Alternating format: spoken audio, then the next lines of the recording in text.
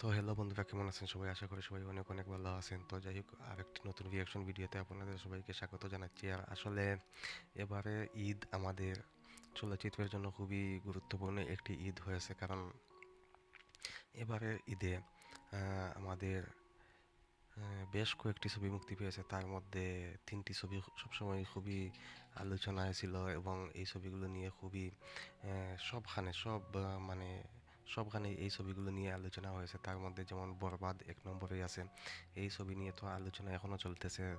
তাছাড়া তার সাথে আছে দাগি এবং জঙ্গলি, এই তিনটি নিয়ে আসলে বেশি আলোচনা হয়েছে। তবে আমি যদি আমার ইয়ে থেকে বলি, তাহলে কিন্তু বরবাদ এবং দাগি এই দুটি মূলত মেইন আলোচনায় আছে। তারপরে আছে জংলি এবং অন্যান্যগুলো আছে।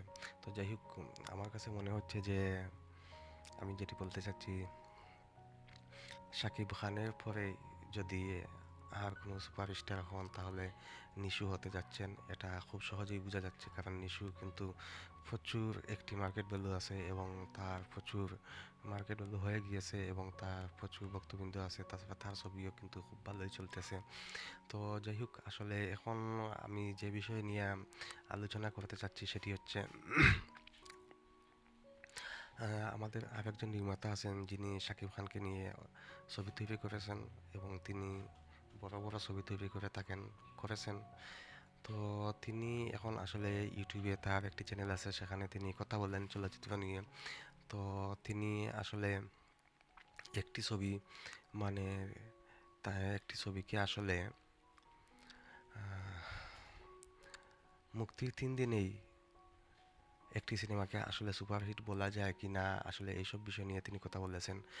তিনি হচ্ছেন অনন্য মামুন। তো অনন্য মামুনও আসলে তিনি তার অবস্থান থেকে ভালোই একটি অবস্থানে আছেন। তিনি চলচ্চিত্র নির্মাণ করে খুবই আলোচিত, এবং সাথে সাথে আমি যদি বলি, তাহলে তিনি কিন্তু সমালোচিত পরিচালকও, কারণ তার কিছু কাজ নিয়ে কিন্তু অনেক সমালোচনা আছে। তো যাই হোক, আমি আর কথা না বাড়িয়ে চলুন, অনন্য মামুন এখন রেগুলারলি তিনি আসলে সিনেমা নিয়ে কথা বলতেছেন তার ইউটিউব চ্যানেলে। এটি আসলে খুবই ভালো একটি দিক, কারণ সবাই যদি সবার অবস্থান থেকে কথা বলেন, তাহলে কিন্তু আমাদের ইন্ডাস্ট্রি আবার চাঙ্গা হবে। এবং আরেকটি কথা বললেন, সেটি হচ্ছে যে আসলে চলচ্চিত্র নিয়ে কথা বলতে হলে কিন্তু রেগুলার চলচ্চিত্র মুক্তি পেতে হবে, না হলে কিন্তু আসলে কি নিয়ে কথা বলবো? তো যারা আসলে চলচ্চিত্র বেস কন্টেন্ট তৈরি করেন, যেমন আমরা করতেছি, তো আসলে এই ঈদের পরে যদি ছবি মুক্তি না পায়, তাহলে যেমন সিনেমা হলগুলো বন্ধ হয়ে যাবে, তাহলে তেমন ইউটিউব যারা ইউটিউব চ্যানেল যেগুলো আছে, বা ইউটিউবার যারা আছেন, যারা সিনেমা নিয়ে কন্টেন্ট তৈরি করেন, তারা কিন্তু বেকার হয়ে যাবেন। তো আমার মনে হয় যে এখন আস্তে আস্তে আসলে আমাদের ইন্ডাস্ট্রিকে মানে ভাবতে হবে, এবং রেগুলারলি কিছু ছবি, একটা দুইটা ছবি আসলে মানে মুক্তি দিলে ভালো হয়, মুক্তি দিতে হবে। সেই পরিবেশটা নিশ্চিত করতে হবে। তো যাই হোক, আসলে সে বিষয়ে যাচ্ছি না এখন। অনন্য মামুন যে বিষয়টি বলতেছেন, তিনি বলতেছেন যে একটি ছবিকে 3 দিন 4 দিন অথবা 5 দিনে কি আসলে সুপারহিট বলা যায়? কারণ হচ্ছে এখানে অনেকগুলো বিষয় কিন্তু জড়িত আছে। কেন একটি ছবিকে 3 দিনে সুপারহিট বলা যাবে না, 5 দিনে সুপারহিট বলা যাবে না? তো এই বিষয় নিয়ে আসলে তিনি কথা বলেছেন, তিনি কিছু ব্যাখ্যা দাঁড় করেছেন। তো আর কথা না বাড়িয়ে চলুন, আমরা অনন্য মামুনের সেই ব্যাখ্যাটা দেখে নিই। বলে ফেলছি একটি ছবি সুপারহিট না, এটা বলা একদম ঠিক না। কেন ঠিক না সেটার ব্যাখ্যা দিব আজকে। 1 কোটি টাকা প্রডিউসারের শেয়ার মানি হতে হলে 25টা শো কম করে হলেও 4 উইক টানা হাউসফুল থাকতে হবে, তারপরে গিয়ে প্রডিউসার পাবেন 1 কোটি টাকা শেয়ার মানি। কেমন আছেন সবাই? সবাইকে ঈদ মোবারক। বলেছিলাম এভরিডে সেল রিপোর্ট আচ্ছা, দিব। খুব সুন্দর অনেক একটি চিন্তা ইন্ট্রো করে দিয়েছেন দেখলাম তিনি। সেল রিপোর্টটা দিলেই একটা ডিসিম ডিসিম মারামারি শুরু হয়ে যাবে। কারণ এটা ঠিক। যা শুনছি এবং যা দেখছি অনেকটাই চিপসের প্যাকেটের মতো। চিপসের প্যাকেট কিনেছেন কখনো? দেখতে কিন্তু অনেক হেভি মনে হয়, যখন ফুটা দেওয়া হয় বাতাসটা বের হয়ে যায়, তখন কিন্তু ভিতরে দেখা যায় অনলি কয়েকটা চিপস। তেমনই কিছু তথ্য দিব আপনাদেরকে আজকে। অনেকেই মনে করছেন আচ্ছা, অনন্য ঠিক মামুন আছে, কি দেন সিনেমা আমরা বানানো বাদ দেখি। দিয়ে ইউটিউবার হয়ে গেল? না ভাই, সেটা হয়নি। অনেক চিন্তা করে দেখলাম সবাই না অনেক ভুলভাল তথ্য দিচ্ছে।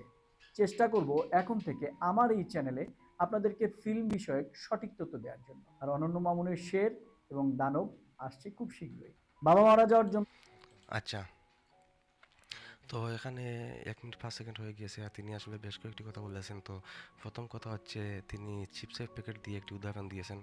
আচ্ছা, তারপরে হয়েছে যে তিনি কি আসলে ইউটিউবার হয়ে গিয়েছেন না সিনেমার পরিচালক আছেন। তো সেখানে তিনি বলেছেন যে তিনি এখনও সিনেমার পরিচালক আছেন, তিনি ইউটিউবার হয়ে যাননি, কিন্তু তিনি ইউটিউবে এসেছেন কারণ অনেকেই ভুলভাল তথ্য দেয়, তো তিনি সঠিক তথ্য দেওয়ার জন্য আসলে ইউটিউবে এসেছেন। ওকে, থ্যাংক ইউ অনন্য মামুন স্যার, আপনি আসলে এত কষ্ট করে আহ, ইউটিউবে এসেছেন, ইউটিউব করতেছেন।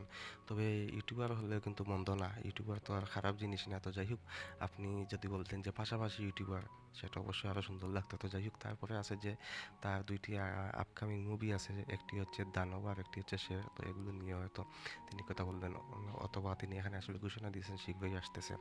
তো যাই হোক, শীঘ্রই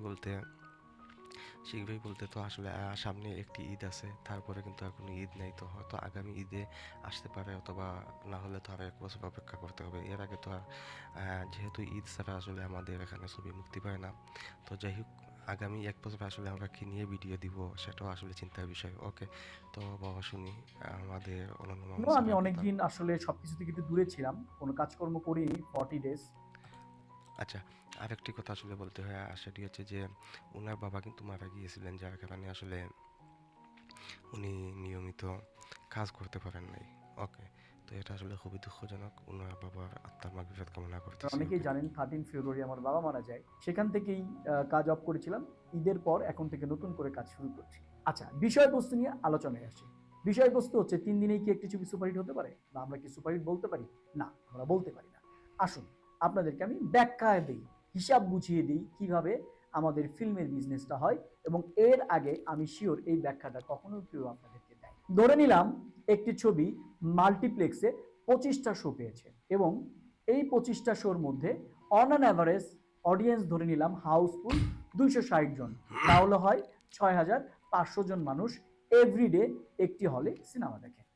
এখানে কিন্তু কোনো হলে 200 সিটও আছে, কোনো হলে 34 সিটও আছে। যেমন এসকেএস মহাখালীতে ভিআইপি হলে টিকিট প্রাইস বেশি, কিন্তু সিট কিন্তু অনলি 34।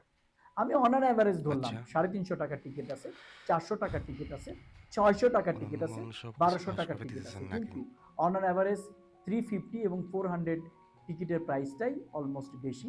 বাকি যে 600 এবং 1200 যে হলগুলো আছে, থিয়েটারগুলো আছে, সেটার সংখ্যা খুবই কম, সিটের সংখ্যাও খুব কম। আমরা আসি এখন অন অ্যান অ্যাভারেজ ধরেই আমরা চলি, ফার্স্ট উইকে বা এভরিডে একটি। আচ্ছা, এখন আমার আসলে একটি প্রশ্ন জাগতেছে যে তিনি আসলে মানে এই যে গুমরগুলো কেন ফাঁস করতেছেন, তার আসলে কি কোনো ক্ষোভ আছে নাকি? তিনি আসলে একদম ক্যালকুলেটর হাতে ধরিয়ে হিসাব দিয়ে দেখাচ্ছেন, তো আসলে কেন এটা করতেছেন? আপনারা কি কেউ কিছু বুঝতেছেন? সেটি কমেন্টের মাধ্যমে জানাবেন। আর আসলে যাই হোক, আমি আসলে মাঝখানে কথা বলতেছি, তো মাঝে মধ্যে প্রশ্ন চলে আসে, তো যার কারণে আসলে কথা বললি, তো আসলে শুনি ওনার কথা। আর একটি কথা বলি, আসলে কোনো কিছু কিন্তু গুমর একেবারে সোশ্যাল মিডিয়ায় এসে ফাঁস করা কিন্তু ঠিক না। যদিও ওনার এই হিসাব নিয়ে আমার কিন্তু দ্বিধা আছে, তারপরে শুনি আমরা। ছবি যদি 25টি করে শো পায়, একটি টিকিট থেকে শেয়ার মানি আসে অনলি 74 টাকা। একটি ছবির প্রতিদিন যদি 25টা শো হাউসফুল যায়, তাহলে প্রডিউসারের শেয়ার মানি হয় 4,94,000 টাকা। এইভাবে যদি 7 ডেজ একটি ছবি সবগুলো শো হাউসফুল যায়, তাহলে অন অ্যান অ্যাভারেজ একটি ছবি এক উইকে সর্বোচ্চ প্রডিউসারের শেয়ার মানি হতে পারে 34 to 5 লাখ টাকা। আসলে কি হয়েছে জানেন, আমাদের এখানে না সত্য কেন জানি আমরা বলতে পারি না। আমি কোনো সিনেমার বিপক্ষে না, আমি প্রত্যেকটি সিনেমা ভালো যাক সেটারই পক্ষে। এবার ঈদ কিন্তু বাংলা সিনেমার জন্য সত্যিই সৌভাগ্যের বিষয়, কারণ এবার ঈদে মোটামুটি প্রত্যেকটা ছবিরই কিন্তু খুব ভালো সেল রিপোর্ট হচ্ছে। আপনি 3 দিনের মধ্যেই বলে থ্যাংক দিলেন ইউ, আমার থ্যাংক ইউ ছবি অনন্য সুপার মামুন। Hit hit. কোন যুক্তিতে বলছেন, কেন বলছেন, সেটা আমার বোধগম্য নয়।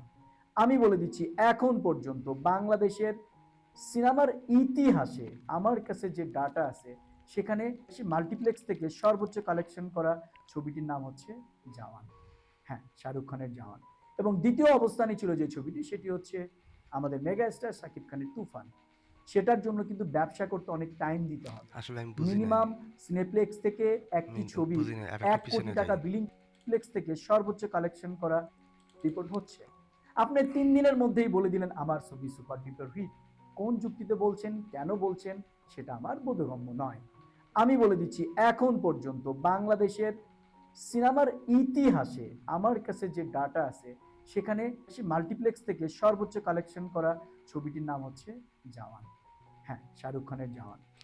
আচ্ছা, উনি এই ইয়েটি বলতেছেন যে এখন পর্যন্ত বাংলাদেশের ইতিহাসে যে মাল্টিপ্লেক্স থেকে মানে কম সময়ের মধ্যে সবচেয়ে বেশি যে টাকা কালেকশন হয়েছিল তা সেটি হচ্ছে জওয়ান। এই যে আমাদের মানে আহ, পিছনে কিছু ছবি ইন্ডিয়া থেকে আমদানি করা হয়েছিল, বলিউডের ছবি, এগুলোর মধ্যে জওয়ানও ছিল, তারপরে সালমান খানের ওয়ান্টেড ছিল, ওই সময়ের কথা উনি বলতেছেন। ওকে, তাছাড়া আছে শাকিব খানের তুফানের কথা এবং বলতেছেন। দ্বিতীয় অবস্থানে ছিল যে ছবিটি, সেটি হচ্ছে আমাদের মেগা স্টার শাকিব খানের তুফান। সেটার জন্য কিন্তু ব্যবসা করতে অনেক টাইম দিতে হবে। মিনিমাম সিনেপ্লেক্স থেকে একটি ছবির 1 কোটি টাকা বিলিং করতে হলে একদম কম করে হলেও 4 উইকস প্রত্যেকটা শো হাউসফুল থাকতে হবে। অন অ্যান অ্যাভারেজ 25টি করে শো থাকতে হবে। এরপরে আরো ইন্টারেস্টিং একটা ব্যাপার দিই, সিনেপ্লেক্স ফার্স্ট উইকে 60% শেয়ার মানি দিবে যদি আপনার সেল 60%-এর ওপর থাকে। সেকেন্ড উইকে যদি 60% অন অ্যাভারেজ নিচে চলে যায়, তখন কিন্তু শেয়ার মানি আসবে 50%।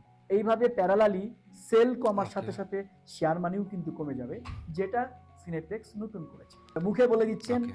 200 কোটি টাকার ব্যবসা, 100 কোটি টাকার ব্যবসা না ভাই, 100 কোটি টাকার 200 কোটি টাকার ব্যবসা নয়। তুফান ছবি এখন পর্যন্ত কত টাকা গ্রস কালেকশন করেছে, কত টাকা নেট কালেকশন করেছে, এটা আমরা জানি। সঠিক তথ্য আপনারা কেউ দিতে চান না, আমরা দিতে চাই এবং আমি দিব। আমি জানি আজকের এই প্রোগ্রামের পরে অনেক শত্রু আমি হয়ে যাব, শত্রু হতে কোনো প্রবলেম নেই, সত্যটা তো জানতেই হবে। চিপসের প্যাকেট দেখে অনুমান করার চাইতে একটা খোলা চিপসের প্যাকেট দেখে অনুমান করা অনেক ভালো। এরপরে আসি সিনেপ্লেক্স, তো চলে গেল সিঙ্গেল স্ক্রিনের কথা। আমাদের সিঙ্গেল স্ক্রিনে যে সেল রিপোর্টটা হয়, যদি একটা ছবি 10 লাখ টাকা বিক্রয় করে, ভ্যাট ট্যাক্স টিকেটের অনেক কিছু মেইনটেইন কস্ট কেটে একটা প্রডিউসার সর্বোচ্চ শেয়ার মানি পাবে 5 লাখ, তার 50% মানে 2.5 লাখ টাকা। তাহলে 100 কোটি টাকা ছুঁইতে হলে কত টাকার বিজনেস করতে হবে? একটি ছবি প্রডিউসার যদি 100 কোটি টাকার বিজনেস করতে চায়, তার ছবিটি কম করে হলেও 400 কোটি টাকার ক্রিটিক্যাল বিজনেস করতে হবে। এখন আসি, কেন আমরা দুদিন না যেতেই superhit, bumper hit, historical hit, miracle hit বলছি? মানুষকে বোকা বানানোর সময় এখন নাই, সত্য তথ্যটা আপনাকে সবাইকে দিতে হবে। আসুন, একটি ছবি যদি super duper bumper hit minimum 5 কোটি টাকা কালেকশন করতে হয় থিয়েটিক্যাল থেকে, আমি অন্য কোনো ওটিটি প্ল্যাটফর্ম, গান আপনি দেশের বাইরে রিলিজ করবেন, সেগুলো তো আসছি একটু পরে। দেশ থেকে 5 কোটি টাকার যদি সলিড প্রডিউসারের শেয়ার মানি পেতে হয়, তাহলে ছবিটাকে কম করে হলেও থিয়েটিক্যালের যে সেল, সেই সেলটা মিনিমাম 30 কোটি টাকা হতে হবে। তারপরে এসে হয়তোবা প্রডিউসার 5 কোটি টাকা শেয়ার মানি পেতে পারে। বাকি হিসাব নিজেরা বসবেন, ক্যালকুলেশন করবেন, ক্যালকুলেটর আছে, সবাই শিক্ষিত, নাহলে মোবাইলে টিপে হিসাবটা করে নেবেন। এইবার ঈদে যতগুলো ছবি রিলিজ হয়েছে তার মধ্যে সবচাইতে ভালো বাম্পার সেল এবং আনবিলিভেবল সেল দিয়েছে বরবাদ। 1 উইকের বিজনেস দিয়ে আপনি কিভাবে বলবেন? কারণ এই উইকটা পুরাটাই বন্ধ, রোববার থেকে অফিস খুলবে। রোববারে অফিস খোলার পরে বোঝা যাবে অ্যাকচুয়ালি কোন ছবিটা ফাইনালি লাইফ টাইম কি কালেকশন হবে। এর আগে কোনোভাবেই বলা সম্ভব নয়, যেহেতু এই টানা 6টা দিন মানুষের ছুটি, রিল্যাক্স টাইম, মানুষ ফিল্ম দেখছে এবং সবগুলো ছবি দেখছে। কোনো ছবি যে খারাপ যাচ্ছে তা কিন্তু না, প্রত্যেকটা ছবিরই কিন্তু সেল রিপোর্ট ইজ গুড। এবার আসি ঈদের ছবির রেসপন্স। এইবার ঈদের প্রত্যেকটা ছবির দর্শক রিভিউ কিন্তু অনেক ভালো ছিল। প্রত্যেকটা ছবির একটু আলাদা আলাদা অডিয়েন্স ছিল, সেই অডিয়েন্সগুলো সবাই কিন্তু এইটা ঠিক। উৎফুল্লভাবে ছবিগুলো দেখেছে। কিন্তু আমি সব অডিয়েন্সের কাছে একটা রিকোয়েস্ট করব, এখানে ফিল্ম ইন্ডাস্ট্রিতে আমরা কেউ কারো প্রতিদ্বন্দ্বী নই, আমরা সবার সহযোগী, এই মনোভাব নিয়ে এগিয়ে যেতে হবে। ফ্যানদের মধ্যে আমরা ইদানিং যে টাইপের ঝগড়া দেখছি, এটা খুবই খারাপ একটা ইন্ডাস্ট্রির জন্য। ভাইরে, আইএমবি রিপোর্ট দেখে মানুষ ছবি দেখে, আর আমাদের এখানে সব ফেক আইডি, ফেক ইমেল খুলে আইএমবিরেও অপমান করছি। একবার দেখছি একটা ফিল্মের আইএমডিবি নিয়ে আসলে আমার একটি কথা আছে, আর সেটি হচ্ছে আইএমডিবির রেটিং আসলে এটি বোঝা অনেক কঠিন একটি বিষয়, কারণ আইএমডিবিতে কিন্তু ধরেন এভারেজ কয়টি পড়েছে এটা নিয়েও কিন্তু আসলে এটি রেটিং অনেক হাই হয়ে যেতে পারে। তো এটা নিয়ে আসলে এখানে বিস্তারিত বলতেছি না। আইএমডিবি নিয়ে, আইএমডিবি রেটিং নিয়ে আমাদের বাংলাদেশের মুভির আইএমডিবি রেটিং নিয়ে আসলে অনেক মতপার্থক্য আছে। তো এটা না হয় অন্য একদিন বলবো। আসলে আমাদের আসলে যারা মুভি তৈরি করতেছেন তারা আসলে আইএমডিবি রেটিং নিয়ে আসলে এখনই ভাবার সময়, কারণ এখানে অনেক সমস্যা আছে। সেটা যাই হোক, এখন আর বলতেছি না এটা নিয়ে। তবে আমাদের আসলে আইএমডিবি রেটিংটা মানে সঠিক না, এখানে আসলে অনেক ঝামেলা আছে, সেটা না হয় অন্যদিন বলবো। ওকে। IMDb rate 9.9, 5.5, 5.7 something. একটা খারাপ ছবিরও রেট অনেক বেশি। ভাইরে হাত জোর করে বলতেছি, অন্তত আইএমডি রিপোর্টটাকে নিয়ে কোনোভাবে হাস্যকর এমন কিছু তৈরি করবেন না যেটা বহির্বিশ্বে আমাদের মান সম্মানটাকে নষ্ট করে। ঠিক। এরপরে আসি যে এই হুম। ছবিগুলোর বিদেশে রিলিজ করার ফিউচারটা কি। বিদেশের ব্যবসাটা খুব লিমিটেড ব্যবসা। সর্বোচ্চ একটি ছবি যদি খুব ভালো বিজনেস করে, মারমার কাট বিজনেস করে, সর্বোচ্চ শেয়ার মানি কালেকশন বহির্বিশ্বের আমেরিকা, দুবাই, ছোট ছোট কিছু কান্ট্রিতে একটা দুটো করে শো চলে, এগুলো চালিয়ে সর্বোচ্চ কালেকশন যদি হয় 1 কোটি টাকার উপরে, কিন্তু কোনোভাবেই পসিবল না। ওই মার্কেট এখনো আমাদের ক্রিয়েট হয়নি। তারপরেও আমাদের একটা ভয় আছে দেশীয় চলচ্চিত্র নিয়ে, যেহেতু আমরা মার্কেটটা গ্রো আপ করতে পারি নাই। আমাদের এখানে প্রডিউসাররা কিন্তু সেম টাইম বহির্বিশ্বে রিলিজ করে না ফিল্ম, বিকজ অফ পাইরেসি। একমাত্র অনন্য মামুনের ছিল, এই জন্য তার ক্রেজিনেসের কারণে আমরা দরদ আচ্ছা, ছবিটা একসাথে বহির্বিশ্বে অনেক দেশে এখানে রিলিজ করেছিলাম, এবং ঠোঁট আপনারা সবাই শব্দ দেখেছেন দেওয়া হইলো কেন? আমাদের যে কপিটা হয়েছিল পাইরেসি, সেটা কিন্তু ইউএসএ থেকেই হয়েছিল। বি কেয়ারফুল, পাইরেসি থেকে আমরা দূরে থাকি।